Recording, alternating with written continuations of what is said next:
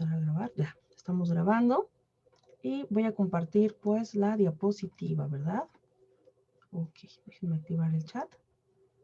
Aquí está y vamos a activar. Listo. Miren,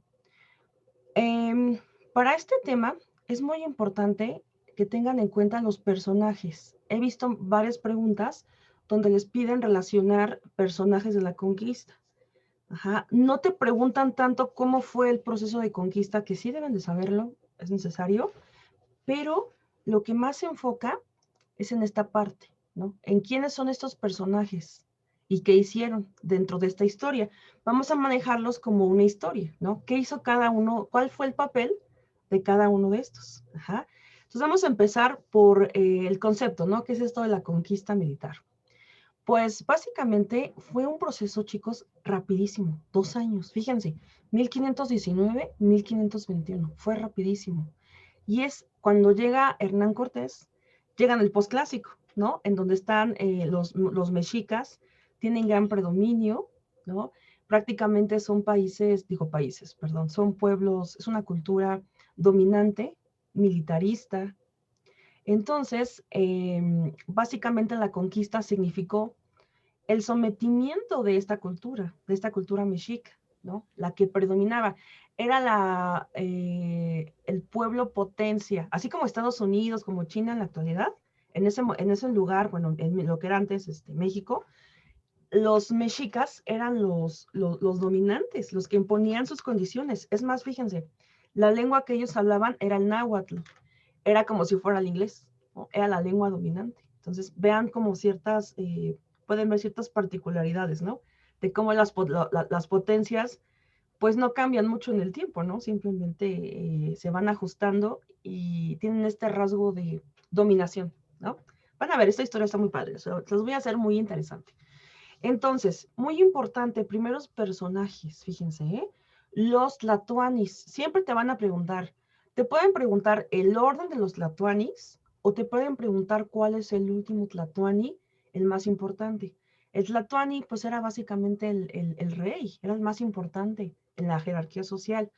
Entonces, fíjense, tenemos, cuando llegan los españoles, ahí apúntenle, háganle, pónganle ahí personajes y vamos a empezar con Moctezuma II.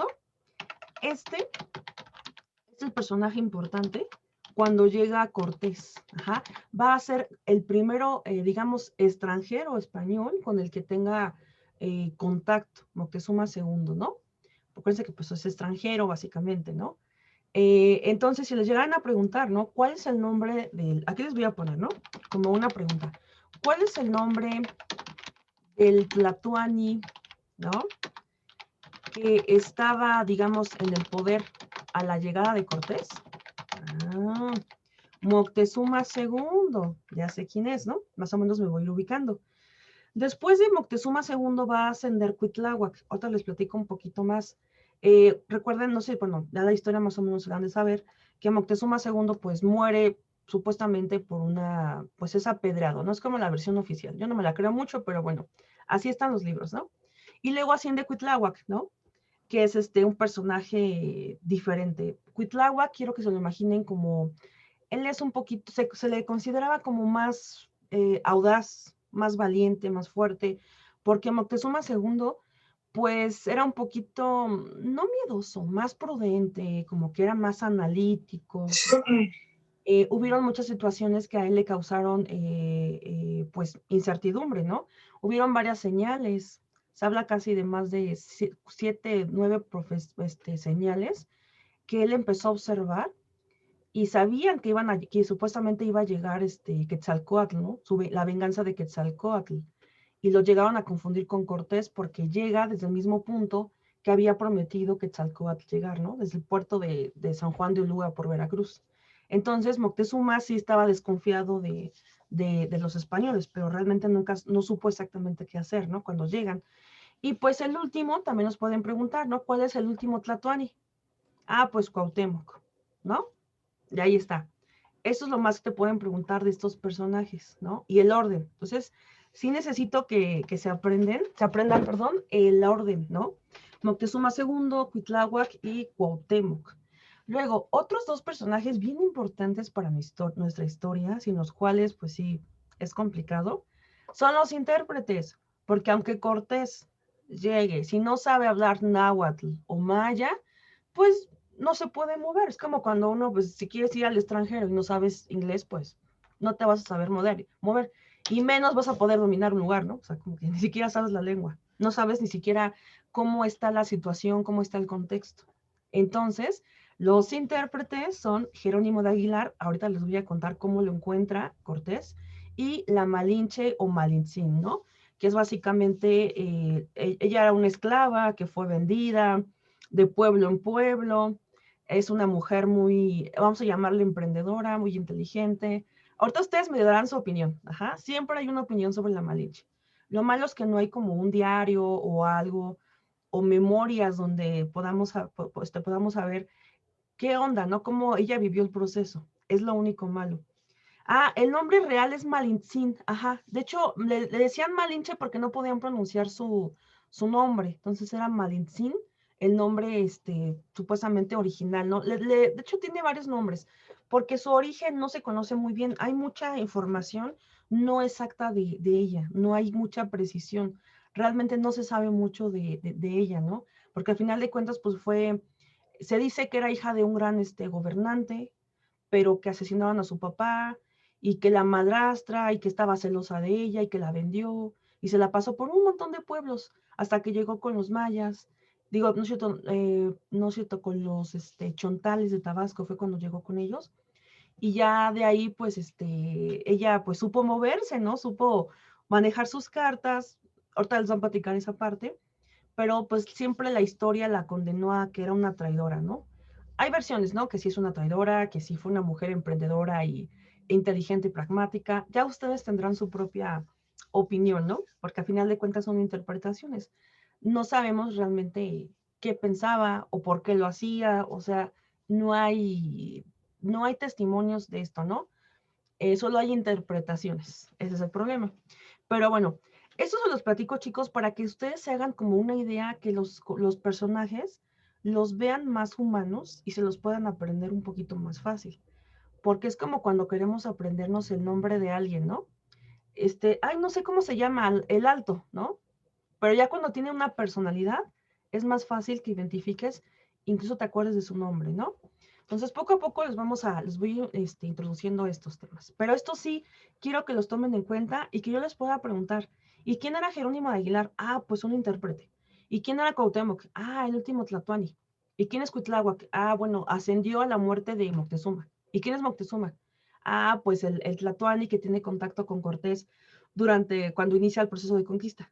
Ya con eso, yo estoy sumamente feliz porque me ha tocado alguna pregunta donde tienes que relacionar personajes de la conquista, ¿no? O te preguntan cuáles fueron personajes de la conquista, ¿ok? Ahora, vienen los conquistadores. Ajá. Una cosa son los tlatoanis, los intérpretes. Esta historia pues necesita de muchas personas, ¿verdad? Vienen ahora los tlatoanis. Vamos a ver qué onda con ellos. Tenemos, por ejemplo, Pedro de Alvarado va a pasar como el responsable de la matanza de Templo Mayor. Va a ser quien complique la historia, ajá, porque ahorita les cuento esa parte, pero va a ser el que va a complicar. En su examen viene como responsable de la matanza de Templo Mayor. Ahorita les digo qué es eso. Diego Velázquez también es un personaje sumamente importante porque es el gobernador de Cuba. Ahorita vamos a ver por qué. Hernán Cortés, pues el principal conquistador, y Pánfilo de Narváez, pues es también otro conquistador que Diego Velázquez envió para capturar a Cortés. Ahorita les vamos a dar forma a cada uno de ellos. Nada más quiero que más o menos los ubiquen y ahorita los vamos a meter en la historia. Ajá. Les juro que les va a gustar. Sí es una historia un poquito larga, pero voy a tratar de hacerla muy breve, pero les va a gustar. Nada más es como que me sigan y se vayan como imaginando a los personajes y qué es lo que estaban haciendo. Fíjense, miren, en este mapita yo les resumí así súper rápido lo que es la ruta de Cortés, ¿no? De dónde parte y hacia dónde llegó. Si se dan cuenta, es como lineal, ¿no? Cuba, Cozumel, Tabasco, Veracruz, Puebla y lo que es Tenochtitlan, ¿no? Tenochtitlan, básicamente. Les voy a platicar rápidamente, así rapidísimo, rapidísimo, para no tardarme mucho en este tema. Pues fíjense, muy importante, cuando fue el proceso de conquista, normalmente no llegaban a tierra firme inmediatamente. Siempre rodeaban en las islas, en las costas, porque no sabían qué había ahí. O sea, no sabes si son salvajes, o sea, desde su perspectiva, ¿eh? Si son salvajes, si son caníbales, no sabes qué peligro te acecha. Entonces pasaban muchos años para planear sus expediciones. Ya habían existido dos antes, la de Grijalva, por ejemplo, ¿no? Pero nunca resultaron, naufragaron, tuvieron que regresarse, fue todo un problema. Que esa ruta la podría, sí, la ruta tal, ¿sabes? Ahorita te voy a resaltar lo importante de la ruta. No tanto la ruta, nunca he visto que te digan, a ver, ordena la ruta, pero cronológicamente sí te pueden pedir que ordenes algunos acontecimientos. Los más relevantes, ajá, no se preocupen. ¿Dónde desembarcan? Mira, vamos a esa parte, ahí va, ¿eh? No, eso no te pregunto, no te preocupes. Vamos poco a poco y les voy, enfatizando qué podría o no venir, ¿va? Por ejemplo, sí es importante que sepan que Cortés, pues parte de Cuba, ajá, sí es importante. Él vivió toda su vida en España, pero realmente no quería, no le importaba su vida en España, él era un aventurero. Entonces se viene a Cuba. Y en Cuba conoce a Diego Velázquez. Diego Velázquez es gobernador de Cuba. Se vuelven bastante amigos, incluso Cortés se casa con la prima de Diego, o sea, hay bastante amistad, ¿no? Pero resulta que en cuanto a sus planes empiezan como a tener intereses diferentes y la historia dice que Cortés se fue sin su consentimiento de Diego, se fue a explorar, ¿no? A donde quería llegar.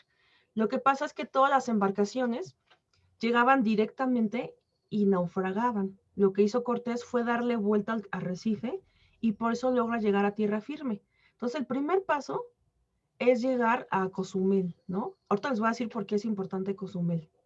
Ese es el primer paso. Aquí nada más importante, apúntenle, les voy diciendo que apunten, ¿va? Diego Velázquez, gobernador de Cuba, ¿no? Ya sabemos que Cortés se va sin permiso.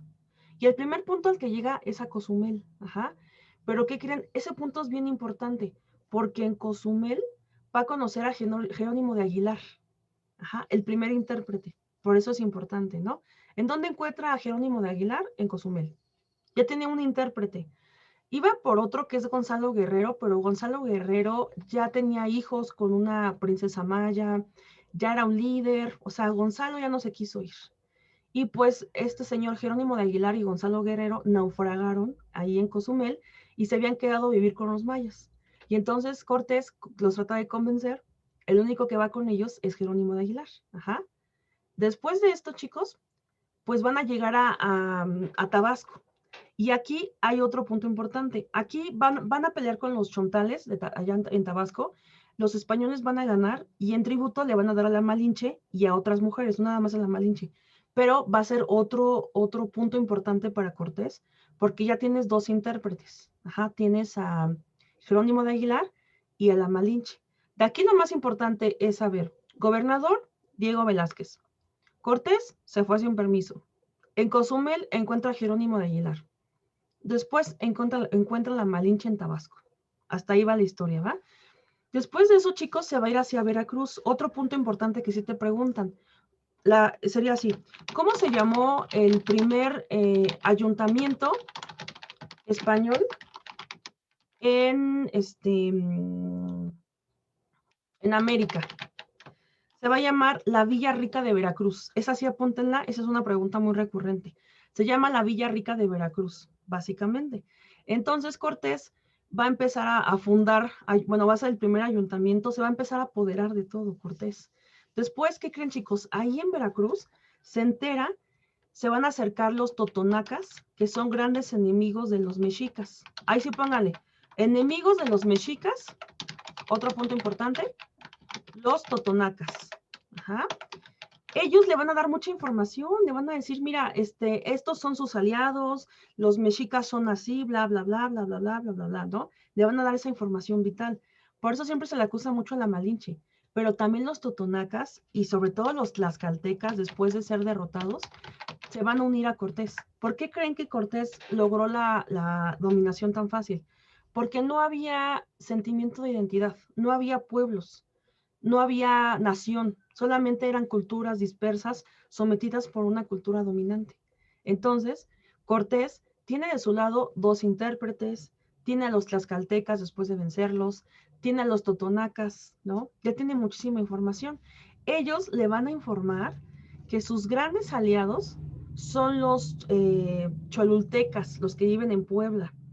Entonces, ¿sabes? Le dice, ¿sabes qué? Ve a vencerlos, ¿no? Prácticamente los dominas y los mexicas se quedarán sin aliados. Y fue lo que hizo Cortés, fue a Puebla y lo que se conoce como la matanza de Cholula, y asesinó a todos los cholultecas, los dominó, los sometió, y los mexicas pues se quedaron solos.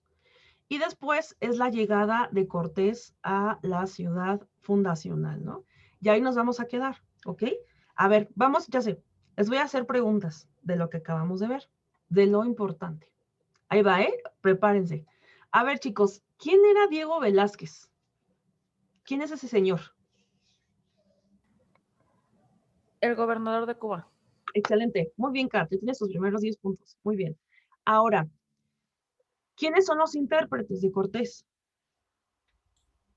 Jerónimo Aguilar y la Malinche, ¿no? Excelente, Citlali. Muy bien. Ahora, ¿quiénes son los enemigos de los mexicas?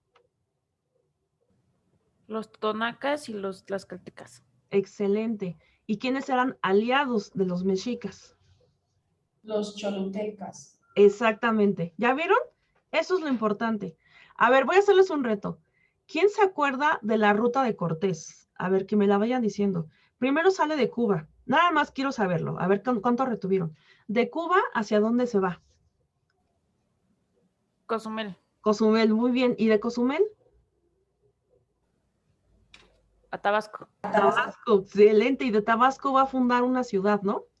En Veracruz, ¿no? Exactamente, la Villa Rica. ¿Y de Veracruz? Puebla.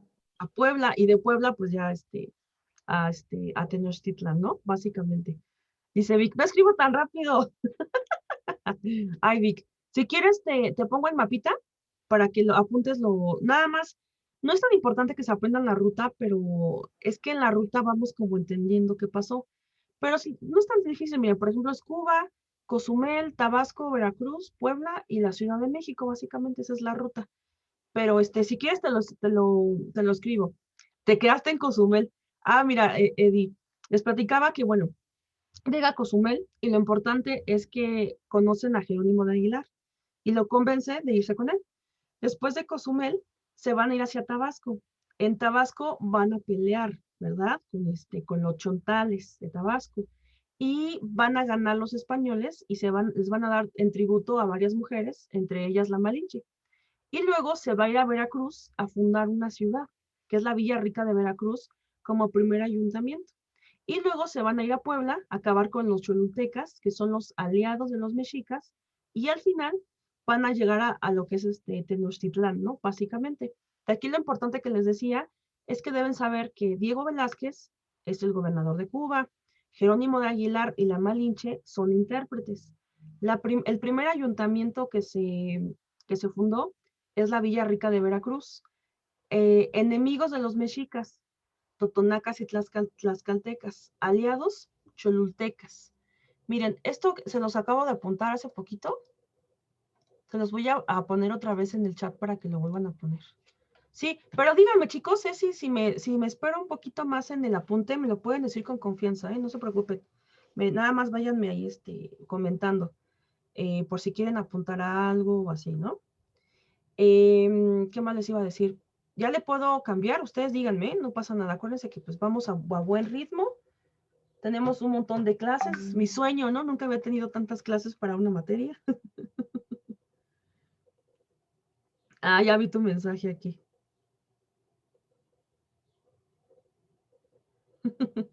Ok. ¿Qué día es hoy? ¿Martes? Ok. Bueno, entonces vamos a seguirle. Ya casi acabamos esta parte. Miren, aquí viene como la parte más complicada. Y esto es resumido. No se me estresen, nada más es para que vayan conociendo a los demás personajes. Hasta aquí tenemos la ruta de Cortés. Pero vamos a ver qué pasa cuando él llega a Tenochtitlán. Ajá, ¿qué es lo que va a pasar? Fíjense, déjenme ver el último acontecimiento. Nos quedamos en noviembre. Ajá. Ellos llegan en noviembre de 1519, llegan a esta ciudad, ¿no? Entonces, Imagínense el encuentro cultural, el choque de dos mundos, ¿no? Llega Cortés y Moctezuma II, y es como, no inventes, ¿no? Al principio se supone que tuvieron una buena relación, pero muy poco tiempo. Cortés los hospedó en el palacio de Azayacatl, que está destruido, nada más quedó ahí como una placa de donde estuvo el palacio, que ha estado increíble, y empezaron a intercambiar experiencias y hasta ahí todo iba bien. Pero resulta que Moctezuma II, básicamente Cortés lo va a secuestrar, lo va a hacer prisionero. Entonces Cortés va a ser prisionero a Moctezuma II, porque van a tener después diferencias. Moctezuma II ya no está en el poder. Parecería que sí, pero él está siendo manipulado, está secuestrado. Entonces va a empezar aquí el problema político, la inestabilidad política en la ciudad, ¿no? Y entonces, chicos, importante es la llegada de Pánfilo de Narváez. Pánfilo de Narváez es muy importante porque se supone que Diego se entera que Cortés está haciendo de las suyas. No le pidió permiso, está dominando. Es como, a ver, Cortés, era el plan, pero yo soy el gobernador, ¿tú qué onda? Y manda a este personaje, este conquistador Pánfilo de Narváez, lo envía a Veracruz para que haga prisionero a Cortés y lo detengan. ¿Pero qué creen? Cortés, obviamente, se va, y se va para Veracruz para tratar de convencer a Pánfilo de Narváez, ¿no? Y traerlo de su bando, para que se cambiara de bando y no fuera una amenaza para él. Entonces, aquí en la historia, chicos, fíjense, creo que se lo imaginen. Moctezuma, prisionero, imagínenselo como en una cárcel. No había cárceles, pero imagínenselo así. Cortés se va a Veracruz. ¿Y qué creen? Que Cortés deja a mi ex querido Pedrito, para que no se les olvide, imagínense, bueno, alguien que se llame Pedro de su familia, algo así, para que los puedan diferenciar a Pánfilo y a Pedro. Deja a Pedrito a cargo, ¿Y qué creen? Que, bueno, se va a realizar una fiesta, que es la fiesta la fiesta del maíz, Básicamente se va a hacer una fiesta religiosa, y todo se sale de control porque Pedro empieza a matar a todos los indígenas, argumentando que pues hacían prácticas muy extrañas y que le daba miedo, ¿no? Casi fue lo que dijo. Entonces se arma ándale, paganos, sobre todo, Eddie, sobre todo esa idea, y se hace toda una barbaridad, una matanza, ¿no? Así, o sea, básicamente mató a muchos indígenas, les quitó lo que tenían, sus riquezas.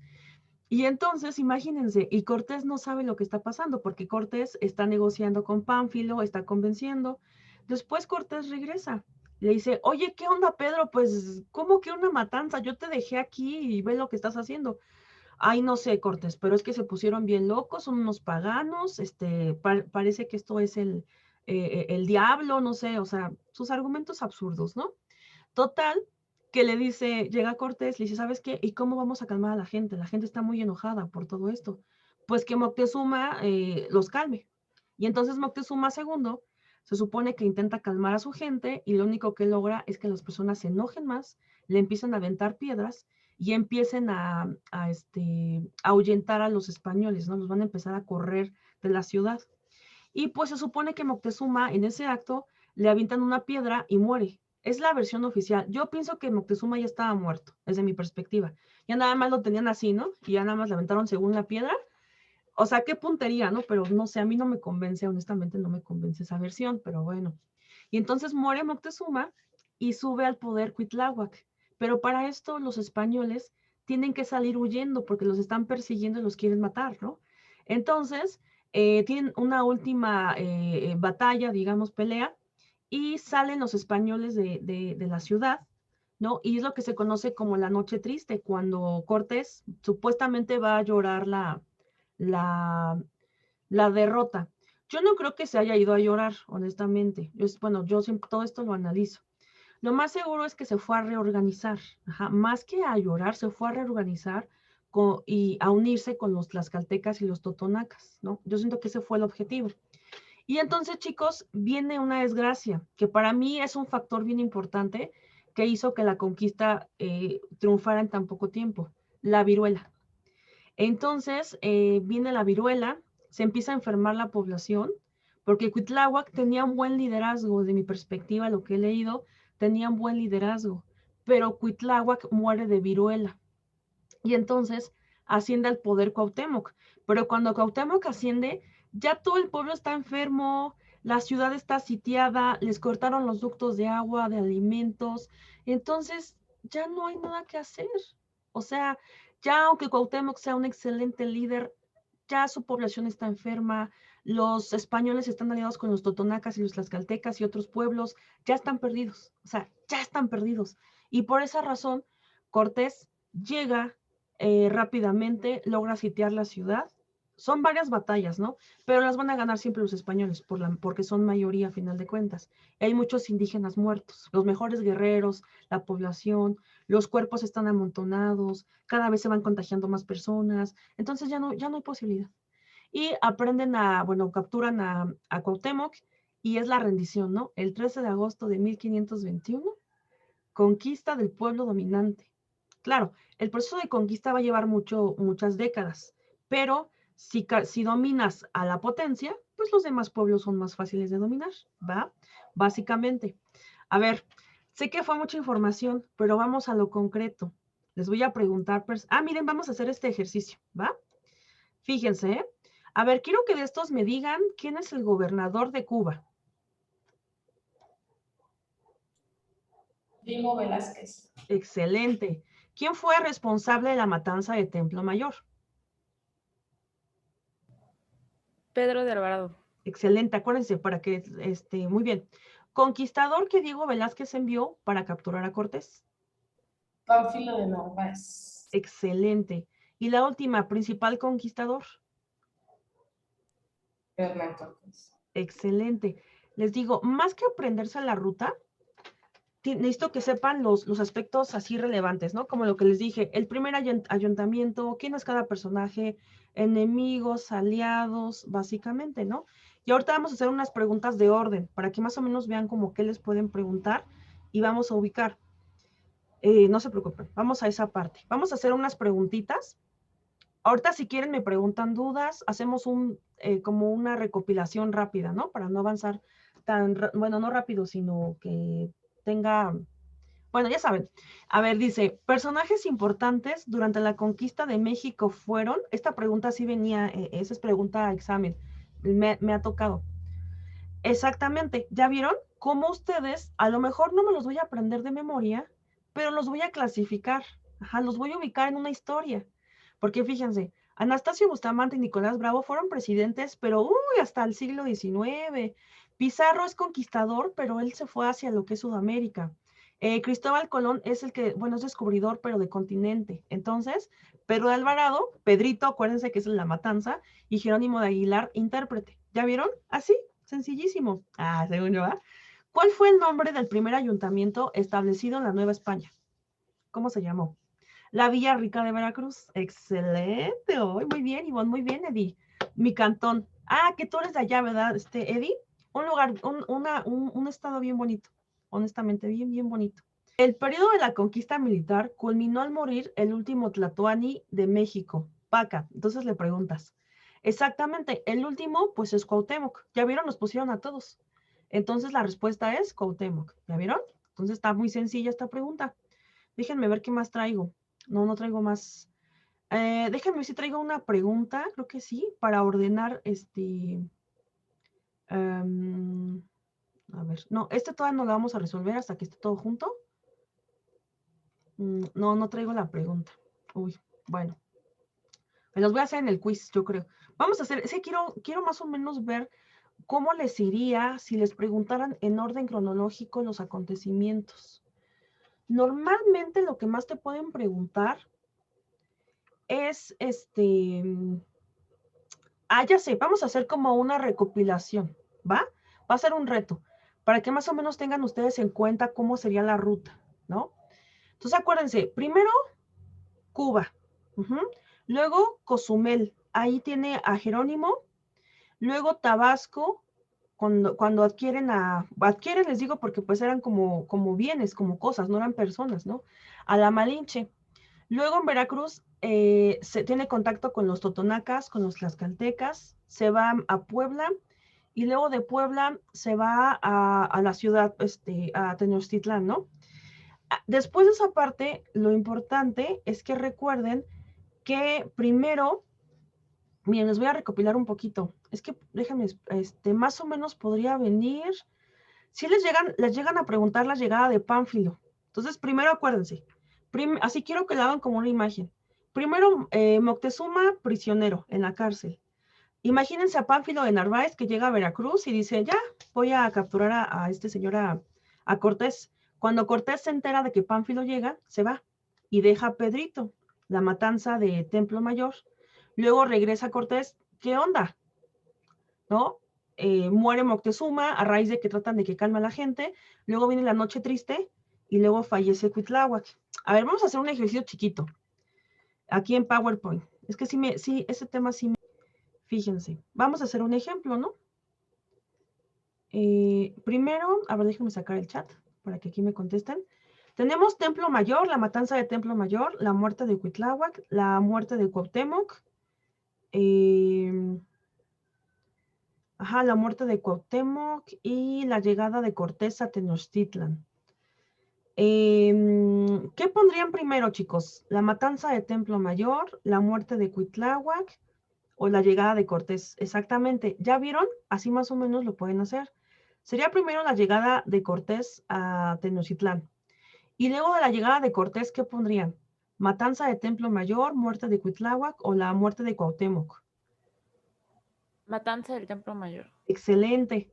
Que es, acuérdense, cuando Cortés, bueno, primero llega Pánfilo, se entera, se va, deja a Pedrito, ¿verdad? Y luego de eso, ¿qué pondrían? ¿Qué sería más próximo? ¿Cuitláhuac o Cuauhtémoc? Cuitláhuac, ¿verdad? Acuérdense que después de la matanza de Templo Mayor, ellos se enteran, ¿no? ¿Qué onda? Bueno, tratan de calmar a la gente. Primero muere Moctezuma, ¿verdad? Asciende Cuitláhuac, Cuitláhuac muere, ¿verdad? Al último, pues sería Cuauhtémoc, ¿no? Cuauhtémoc ya es la parte final de la conquista, ya muere, pero ya está un poquito después de la conquista. Entonces es como lo último, ¿no? Básicamente se dice que lo asesina Cortés. Hay rumores ahí medio raros, ¿eh? ¿Quién sabe? Sí, Víctor, a otro tema. ¿Qué va a pasar? Ya tenemos la ruta de la conquista, los aspectos importantes. Siempre los aspectos importantes, pues los voy poniendo en las preguntas, en los ejercicios. Ahí refuércense mucho. Si puedo contestar esas preguntas, ya comprendí bien el tema. Si con alguna pregunta me atoro de esas, pues vuelvo a repasarlo, ¿no? Básicamente. Ahora, fíjense, vamos a ver lo que es el virreinato de la Nueva España. Si quieren ponerle como siguiente título, Virreinato de la Nueva España, ¿no? 1535. ¿Qué va a pasar después de la conquista militar de los mexicas? ¿No? Ay, me asustó. ¿Qué va a pasar después de la conquista? Pues fíjense, pues apenas esto se va a empezar a organizar, ¿no? Vamos como con los primeros pasos, se va a empezar a organizar. Un aspecto bien importante que les pueden preguntar en su examen es qué es una encomienda. Ajá. La encomienda, pues, se considera como una institución. Les voy a decir por qué institución. A veces siento que se les complica mucho. Claro que no es una institución como las actuales. Ajá. Una institución es, pues, un organismo, ¿no? Es un grupo de personas que se organizan y crean sus propias reglas para regular algún aspecto, ¿no? Por ejemplo, la SEP. La SEP es una institución educativa. Tiene edificios, tiene personal, tiene reglas, tiene un estatuto, tiene una historia. Eso es una institución, ¿no? Y se encarga específicamente de la educación. Las instituciones como la encomienda, pues a lo mejor no tenían edificios, no estaban tan estructuradas, pero ya empezaba a haber reglas, ¿no? Tenían un objetivo, tenían un propósito. Entonces, esta institución socioeconómica, porque también tiene que ver con el trabajo, con el dinero, básicamente era el reparto, aquí les voy a poner, de indígenas. Ajá. El reparto de indígenas a un conquistador. Es decir, era un premio. O sea, a ver, Cortés, felicidades, lograste conquistar un nuevo territorio. Te voy a premiar. Vamos a manejar la encomienda y te voy a dar un grupo de indígenas para que ellos trabajen para ti. Ajá. Ellos van a trabajar para ti. Van a ser como prácticamente eran esclavos. Vamos a ser honestos. Entonces, es una institución socioeconómica que consiste en el reparto de indígenas, pero hay un acuerdo. Ajá.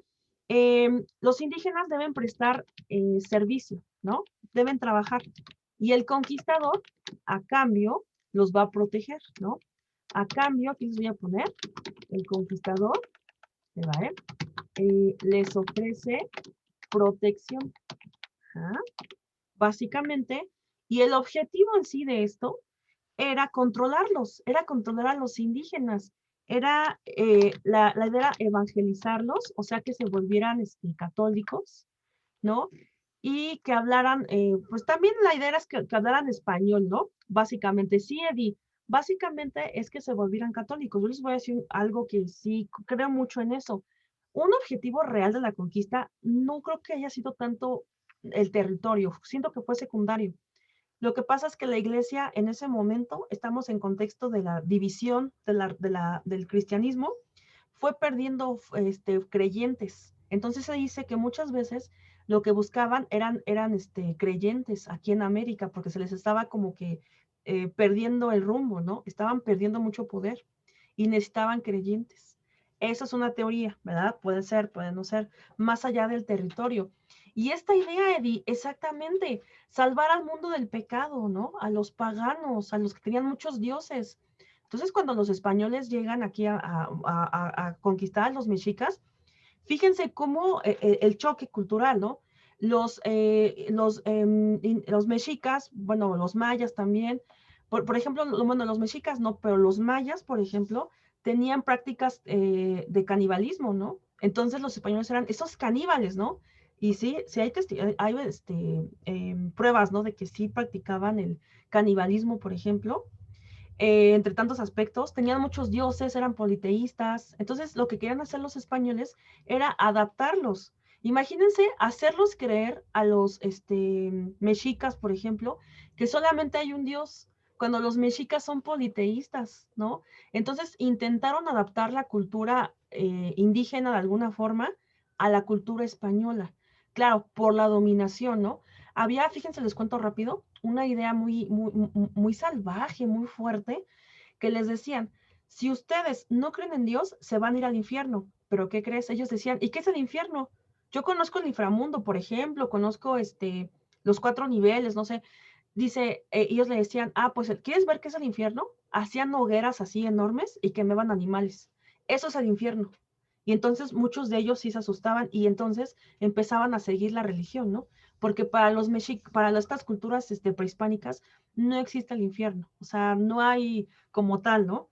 Lo más parecido podría ser el inframundo, pero el inframundo tiene otro objetivo, como les comentaba ayer. Entonces, imagínense el impacto para las culturas prehispánicas de tener que adaptarse y cambiar completamente. Muchos se resistieron. Sí, por ejemplo, está la historia de Jacinto Canet, Jacinto Canet, que él fue un indígena de los primeros que se rebeló, ¿no? Cuando escuchen ese nombre, es uno de los primeros indígenas mayas que se rebeló con los españoles, pero lo quemaron vivo porque se rebeló. Entonces, no, hay historias bien fuertes de esos temas, bien interesantes, pero bien fuertes. Entonces, chicos, eso es la encomienda, una institución socioeconómica que pues presta protección a los indígenas y consiste en el reparto. Y el objetivo es controlarlos, es evangelizarlos, es someterlos, pero culturalmente, ¿no? Más, ya lo hicimos militarmente, ahora vamos a hacerlo culturalmente, vamos a acabar con su identidad, con sus valores, con lo que ellos son, para someterlos. Así hay muchas personas que eso es lo que hacen. El sometimiento funciona así, ¿no? Con tus valores, con lo que crees. Básicamente es más a veces psicológico, más que físico, ¿no? Pero bueno, entonces, esas son las encomiendas. Importante, otro aspecto es por qué estas encomiendas ya no van a funcionar, fíjense. Después de la encomienda, ya no va a funcionar porque se supone, bueno, no se supone, que se cometieron muchos abusos en contra de la población nativa. Incluso murieron muchísimos indígenas, muchos de ellos se suicidaron, se quedaron sin esperanza, se quedaron sin fe. Y entonces hay un personaje que también les preguntan mucho, que es Fray Bartolomé de las Casas. Él es muy importante porque va a ser de los primeros Hay quienes no creen mucho en él, ¿no? Pero bueno, eso ya será, ya es de interpretación. Pero se supone que este personaje, va a empezar a denunciar los abusos cometidos por los españoles. Y lo van a escuchar, y va a hacer un montón de libros, y él va a hablar mucho sobre los indígenas y cómo fue el proceso de conquista y toda esta parte. Mucho de lo que se sabe es por sus crónicas, muchas cosas, ¿no? Entonces, básicamente, eh, él va a ser defensor, ¿no? Se va a convertir en defensor, lo van a escuchar, y las enmiendas se van a anular. Después se van a implementar las llamadas audiencias. Las audiencias tenían el objetivo de quitarle autoridad a los conquistadores, porque los conquistadores habían tenido muchísimo poder. Entonces la idea era quitarles ese poder y crear instituciones más estructuradas, más neutrales, porque estas eran muy improvisadas, ¿no? Era así como que el conquistador tenía todo el poder y no había quien lo limitara, quien le pusiera reglas, ¿no? No eran tan claras.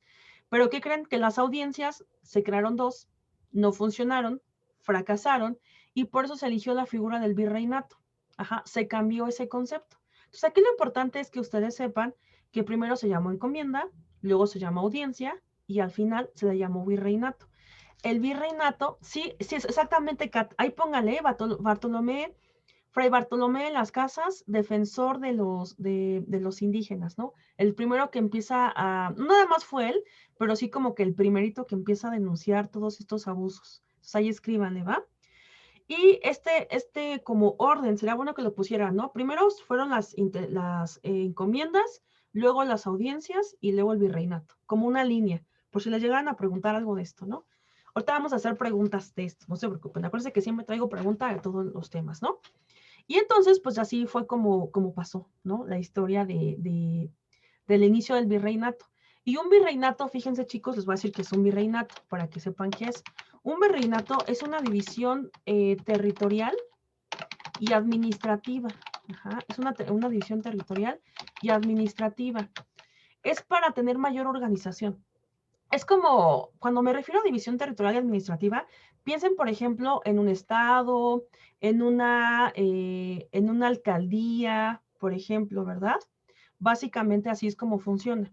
La idea es dividir el territorio para que sea más fácil administrarlo, para poner reglas, ¿no? Por ejemplo, leyes. Eso es un virreinato, una división territorial. Pone límites, ¿no? Básicamente. El primer suicidado en México. Algo así. Ahora, fíjense, vamos a ver instituciones del virreinato. Es muy importante que sepan cómo estaba estructurado, ¿no? Básicamente este virreinato.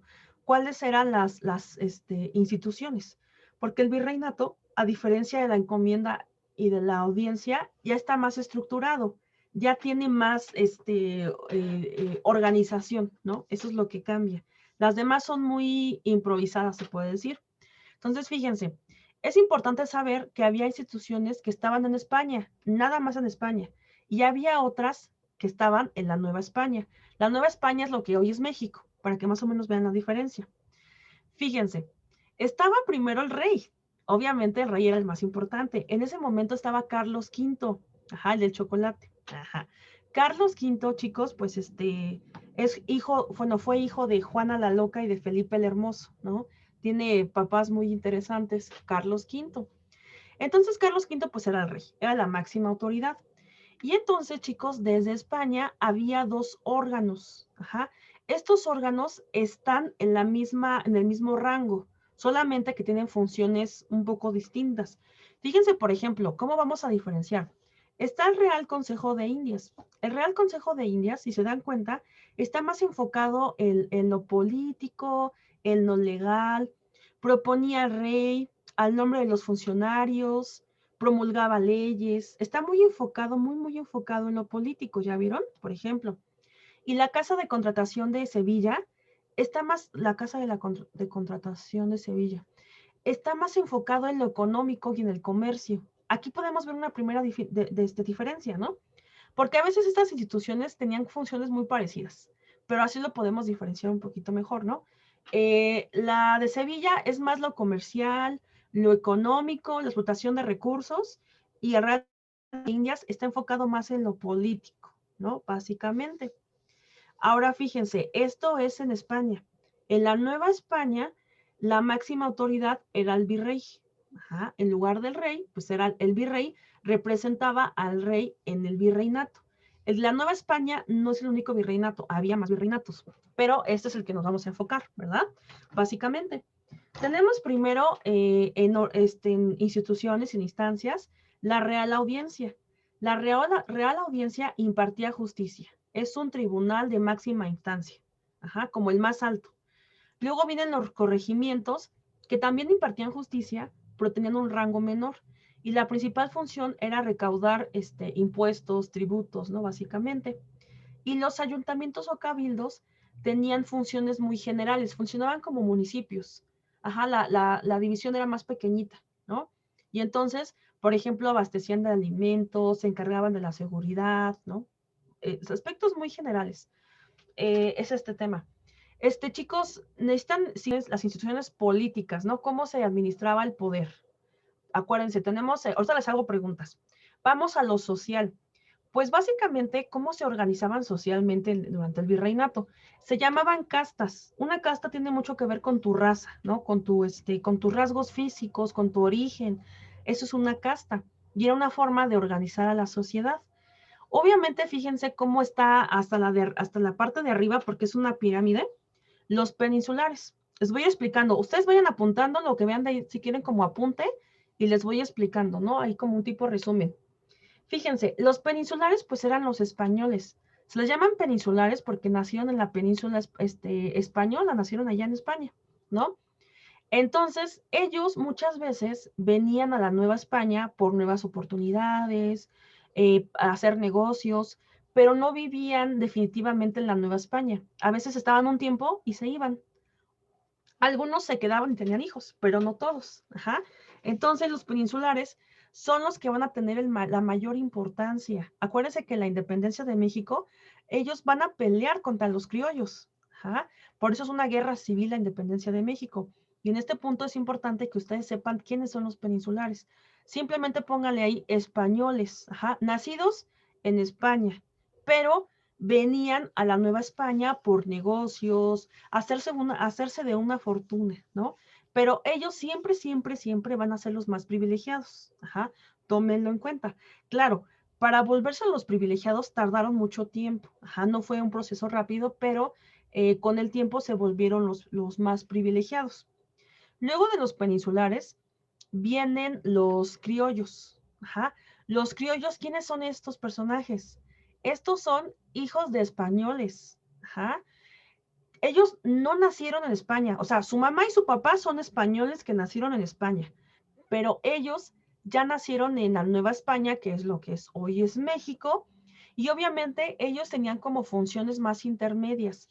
Sí podían tener dinero porque se dedicaban al comercio, sobre todo al contrabando, luego les cuento esta parte, pero no podían acceder a cargos políticos, o sea, no podían ser, por ejemplo, virreyes, no podían tener ningún cargo importante, no se les permitía.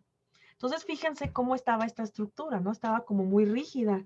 O sea, si eres español, qué padre, porque vas a poder acceder a un cargo importante. Pero si eres criollo, naciste en la Nueva España, pues ya es un elemento para discriminarte. Tú no puedes hacer ciertas cosas. Luego, fíjense, vienen los mestizos. Un mestizo es un hijo de español y un indígena. Por ejemplo, les platicaba de Gonzalo Guerrero. Gonzalo Guerrero tuvo los primeros hijos mestizos, incluso antes que la Malinche. Gonzalo Guerrero, pues es un náufrago español que llegaron ahí a Cozumel, más o menos por Cozumel, se enamora de una princesa maya, se vuelve líder de esa región y tienen hijos. Entonces los primeros hijos mestizos fue entre un español y una mujer maya, ¿no? Otro ejemplo es el hijo de la Malinche, ¿no? Que tuvo con Hernán Cortés, se llamaba Martín. Entonces, el mestizo es el hijo de español con un indígena, ¿verdad? Obviamente, los mestizos pues todavía tienen menos derechos, se dedicaban, por ejemplo, a la agricultura, a la construcción, a la artesanía. Luego vienen los indígenas. Los indígenas pues se les permitió, ¿no? Que conservaran ciertas tradiciones, ciertas costumbres, pero también era una población muy denigrada, ¿no? Muy afectada, y se empezó como a marginar, a marginar, a marginar, a marginar. y se volvió una casta muy, muy lastimada, con una situación muy complicada, ¿no? Y luego vienen las castas. Las castas, chicos, miren, yo no se las hago en un examen, o sea, para empezar, ¿no? Si yo lo veo en un examen, lo agrego a mi tema. Si no lo veo, no le veo sentido, ¿no? Y al último, pues son los negros, básicamente. Perdón por la palabra si soy muy fuerte, o gente de color, que es básicamente que eran esclavos, ¿no? Traídos desde África para los trabajos más pesados, porque ¿qué creen? Que a los indígenas los intentaron poner en las minas, en los trabajos más duros, pero no resistieron. No estaban acostumbrados a trabajos tan arduos y tan difíciles, ¿no? Y entonces prefirieron traer esclavos desde África y para que trabajaran en las minas. Y eran los trabajos más difíciles, ¿no? Para este sector. Y era una cosa muy fea, ¿verdad? Muy triste. Pero bueno, ¿requieren apuntar algo, chicos? Avísenme, ¿eh? Si no, le cambio. Ustedes pónganme, sí, espérenme tantito o ya le puedo cambiar. Porque cuando es más información, pues sí me tengo que esperar un poquito, ¿verdad? Me dice Eddie que él ya está. Ah, no, me acabas de contestar hace rato, ¿verdad? Sí, Eddie dice que sí le puedo cambiar. ¿Los demás ya están de acuerdo? Ok. Por 2, por 3, por 4, por 5. ¿Sí, todos de acuerdo? Ok. Entonces, si alguien, ahora sí que callen hoy o ¿cómo? Algo así, ¿no? Es para hoy o nunca, algo así. Ay, ni me la sé bien. Básicamente. Perdón, chicos. Ahora, vamos a esta parte que es las actividades económicas importantes. Acuérdense, por ejemplo, para que no confundan, durante las culturas prehispánicas, la actividad económica más importante pues fue la agricultura. Ahora, en el virreinato vamos a cambiar un poco. En el virreinato la actividad económica más importante es la minería, en primer lugar. En segundo lugar, también era importante la agricultura. ¿Por qué? Porque tenían que alimentar a todos los trabajadores mineros. Era necesario alimentarlos, ¿no? Y entonces, aquí si quieren escríbanle, ¿no? Actividad económica durante el virreinato sería la minería. Ajá. En primer lugar, nunca les preguntan es rarísimo que te pregunten el segundo lugar, pero apréndanse el primero, la minería. Si yo les pregunto, actividad económica importante durante la cultura prehispánica, bueno, lo que era las culturas prehispánicas, México prehispánico, agricultura. Durante México virreinal, minería, ¿no? Ahora, otra pregunta que alguna vez llegué a ver es, ¿qué productos o alimentos fueron introducidos durante el virreinato? ¿No? Pues fíjense, en las culturas prehispánicas prácticamente no conozco, estaba un poco lenta, para que empecemos más puntuales. Si quieren modificar un poco el horario, avísenme, si lo podemos hacer un poquito más temprano, un poquito más tarde, ahí me van avisando, lo podemos ajustar de todas formas, ¿eh? Que nos pongamos de acuerdo, ahí me avisan. Si quieren a las 11, no, está bien así. Ahora fíjense, chicos, después de esta parte del virreinato, no se ve mucho a detalle el tema, digo, son 300 años, de hecho, mucha parte de esta historia no hay libros, no hay nada, se quemaron muchos documentos, entonces, en conclusión del virreinato, lo importante, pues son las instituciones, los grupos sociales, las actividades económicas, eso es lo importante. Si es muy resumido ese tema, no se ve a detalle porque pues no, en tu examen, si acaso te podían preguntar qué alimentos introdujeron, cuál es la actividad económica importante, cuál fue el primer virrey, ¿no? Por ejemplo, dentro del virreinato, qué sustituyó las enmiendas, qué sustituyó las audiencias, qué son las enmiendas, ¿no? O sea, cosas muy generales. No te van a preguntar tanto. Por eso me voy a saltar a otro tema, que bueno, es en el orden del temario, que se llama las reformas borbónicas. Ajá. Ahí pongan el siguiente tema. Ya vimos virreinato, lo importante. Ajá.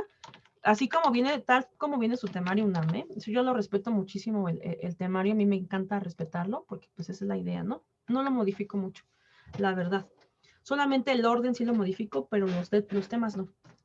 Están súper bien. Ahora, ya nada más nos faltan 15 minutitos. Fíjense, vamos a ver las reformas borbónicas, pero yo les pregunto a ustedes, ¿ustedes qué creen o qué saben? ¿Qué son las reformas borbónicas? Si quieren lluvia de ideas en palabras, o en qué piensan, o qué les recuerda, o qué saben de este tema. ¿Qué son las reformas borbónicas?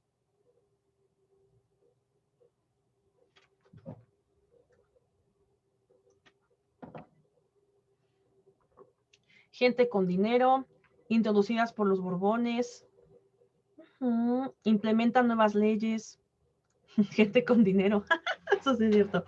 Exactamente, una reforma es un cambio, es una nueva ley.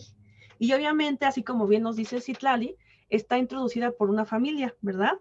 Esa familia son los Borbones. Miren, aquí viene un poco la complejidad. Antes no había como tal países, había como familias, dinastías. Los Borbones muchas veces se les atribuye su origen en Francia, pero también hay una línea de descendencia con los españoles. Entonces, no se enganchen mucho con las familias, no digo con las nacionalidades. Básicamente, lo que gobernaban eran familias y estas familias formaban alianzas. Lo más recomendable es que los Borbones se relacionan con Francia, ¿no? Por ejemplo, básicamente. Entonces, en España hubo un cambio en el poder, en el imperio español, ¿sí? No sé cómo, y el imperio español fue creciendo poco a poco. Entonces, esto ya es como para una clase completa. Entonces, lo que no quiero es complicarlo, solamente relaciónenlo como con familias, nada más para que no se compliquen mucho o no complicarlos mucho. Entonces, esto es como cuando llega al poder un partido nuevo, ¿no? Imagínense aquí en México. Vamos a hacer una analogía. Cuando en México llegó un partido nuevo, obviamente las cosas cambiaron. Como sea, para bien o para mal, pero siempre cambian. Cada que entra un partido nuevo, se crean nuevas leyes, se crean una nueva realidad. Las leyes crean las realidades. Todo lo que vivimos en gran parte tiene que ver con las leyes, ¿no? Si hay una ley que prohíba esto, que permita el otro, eso es lo que crea la realidad en un lugar, ¿no? Entonces, las reformas borbónicas, ahorita les voy a explicar por qué se implementaron, pero primero hay que saber qué son los cambios, como bien lo dijeron, introducidos, ¿no? Los cambios introducidos por la familia de los Borbones. Esas son las reformas borbónicas, por la familia de los Borbones. Pero yo les pregunto, bueno, ¿por qué llegaron los Borbones a España, a gobernar España? ¿Quién gobernaba antes? ¿Qué familia gobernaba antes? Pues los de Habsburgo, ¿verdad? Habsburgo. La familia de los Habsburgo son los que gobernaron durante casi 300 años España.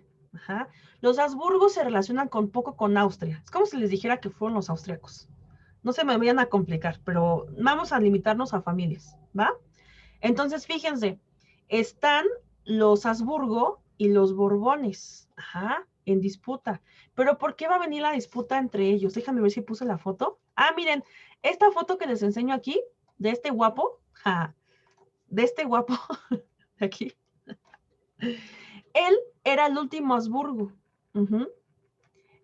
Para el siglo XVIII, para principios del siglo XVIII, era el último que quedaba.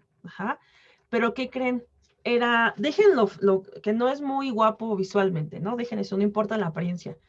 Era infértil, tenía como cerca de 30 enfermedades, tenía diabetes, tenía malformación en la espalda, tenía como 30 enfermedades, era un catálogo completo de enfermedades.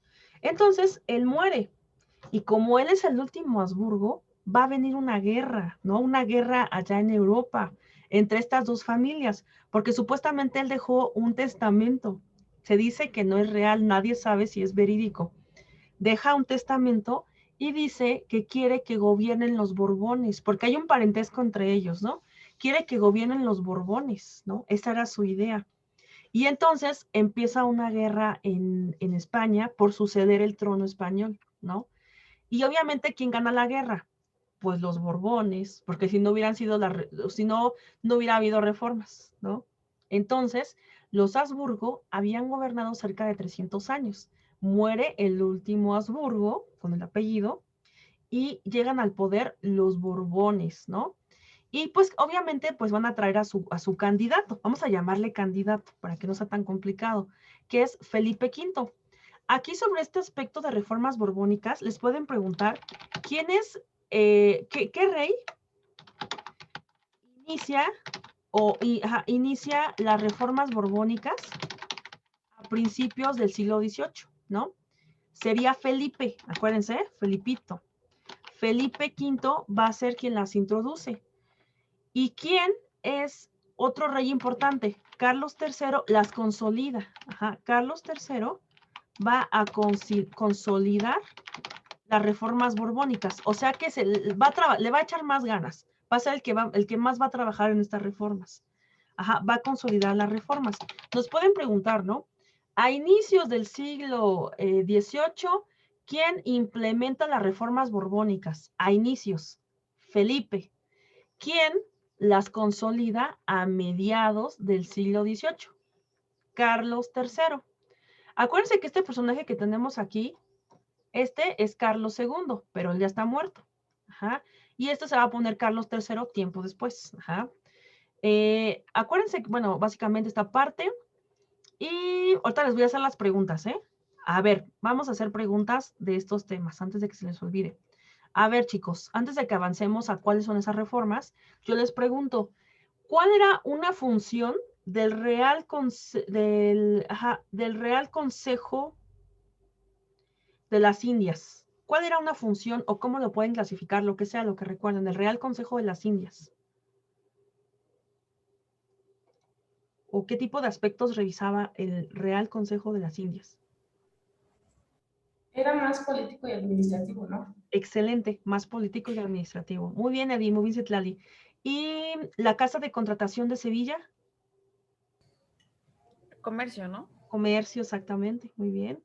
Ahora, ¿quién era la máxima autoridad en la Nueva España que representaba al rey? Al virrey. El virrey, exactamente, muy bien. Ahora, primero se implementaron las enmiendas. Las enmiendas fueron reemplazadas por las Audiencias. audiencias, muy bien. Y las audiencias fueron reemplazadas por el Virreinato. virreinato, muy bien. ¿Qué más les iba a preguntar? Me falta algo de eso. ¿Quién fue el principal defensor de los abusos contra los indígenas? Un fray. Algo de Bartolomé. Ándale, ándale, Kat. Bartolomé de las Casas, excelente. Ya tienes Bartolomé, ya con eso la hiciste. Excelente. Ahora, ¿por qué familia había sido gobernada la España casi 300 años? ¿Cómo se apellidaban? Habsburgo. Habsburgo, exactamente. ¿Y cuál fue la familia que los reemplazó? ¿O dinastía? Los Borbones. Los Borbones. Ahora, a inicios del siglo XVIII, ¿quién implementó las reformas borbónicas? ¿Qué rey? Con F. Felipe. Felipe, ¿verdad? Felipito V, exactamente. Para que no se les olvide, siempre hago esto para que no se les olvide. Muy bien. Mi querido Felipe, exactamente. ¿Y quién las consolida a mediados del siglo XVIII?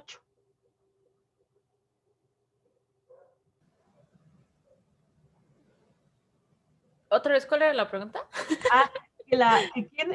¿Quién consolida las reformas borbónicas a mediados del siglo XVIII? Carlos III.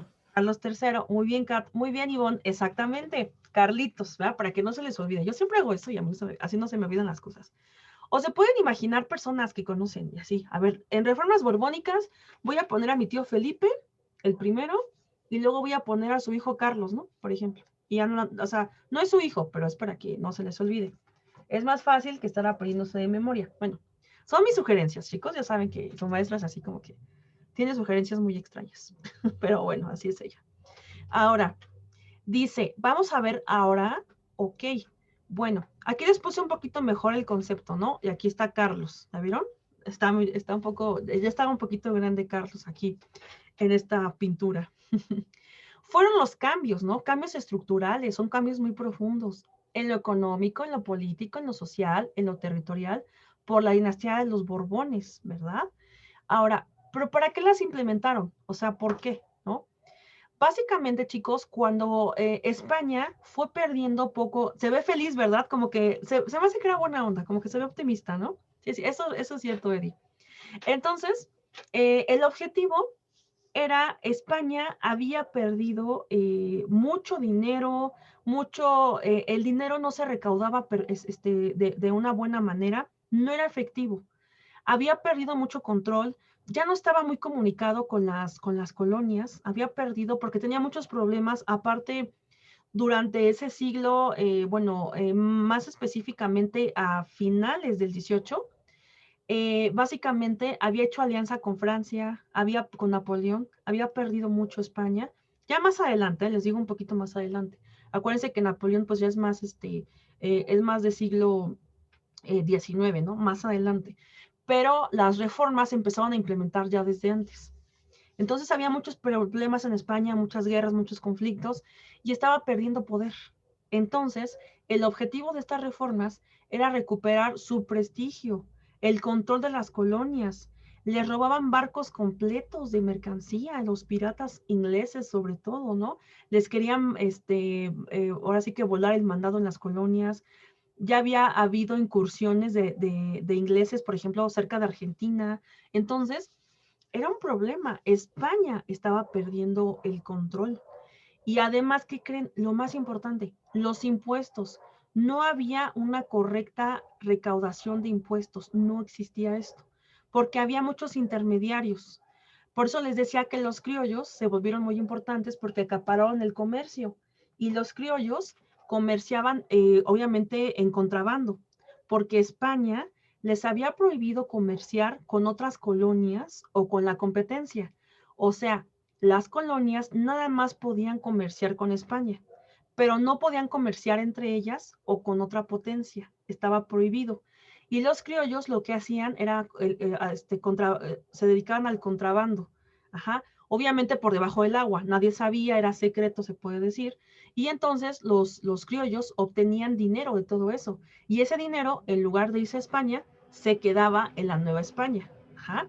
Entonces, fíjense que las reformas borbónicas, al grupo que van a afectar principalmente, pues es a los criollos. Ahorita vamos a ver por qué. Aquí pónganle criollos, grupo afectado. Ahorita les voy a enseñar una diapositiva que les preparé especialmente para eso. Y obviamente los peninsulares, pues van a ser los grupos beneficiados.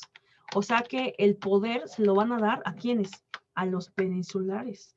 Y los criollos van a quedar fuera, no van a ser tomados en cuenta.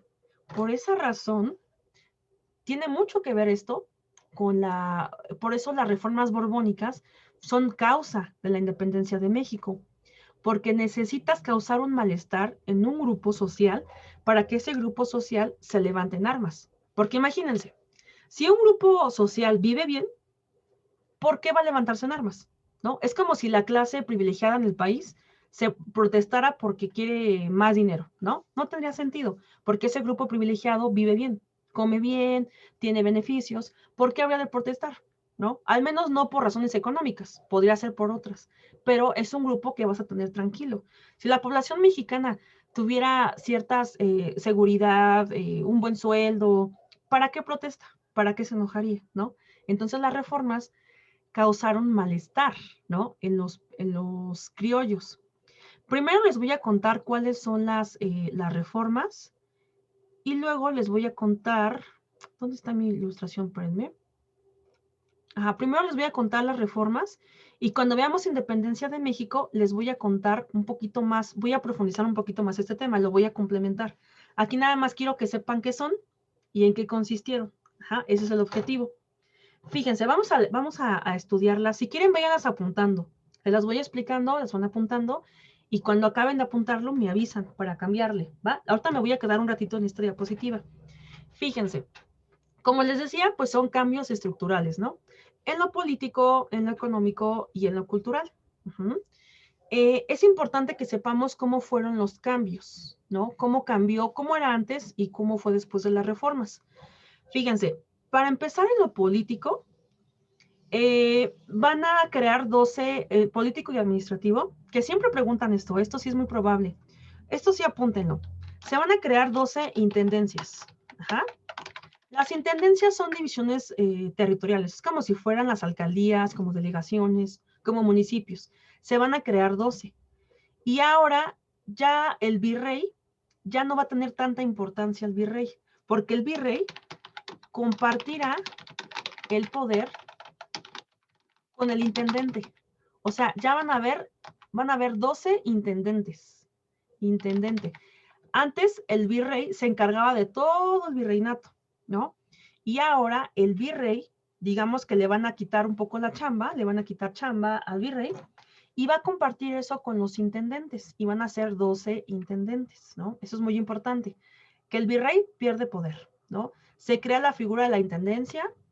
También importante, se van a expulsar a los jesuitas. Los jesuitas son una orden religiosa, muy importante, pero los jesuitas van a adquirir muchísimo poder económico, cultural, social, y entonces los Borbones van a tener que expulsarlos porque significan una amenaza. Entonces, todo lo que me amenaza, todo lo que me estorbe, ¿qué haces con eso? Pues lo sacas, lo boicoteas, le inventas cosas, ¿no? Eso es lo que pasó con los jesuitas, básicamente.